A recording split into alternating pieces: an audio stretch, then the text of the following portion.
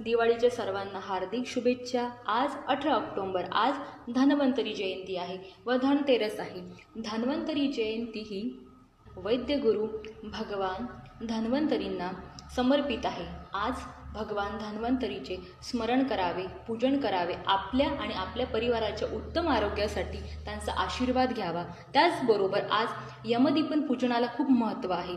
त्यासाठी सायंकाळी 6 नंतर ते 8 दरम्यान यमदीप पूजन करावे। तुम्ही यमदीपन पूजनासाठी पणती किंवा दिवा घेऊ शकता।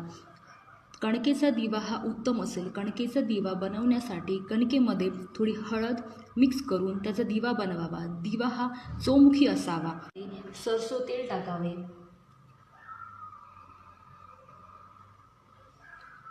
त्याला हळद कुंकू लावून घ्यावे। त्यानंतर त्याला अक्षदाचे स्थान द्यावे। त्यानंतर दिवा पेटवून घ्यावा।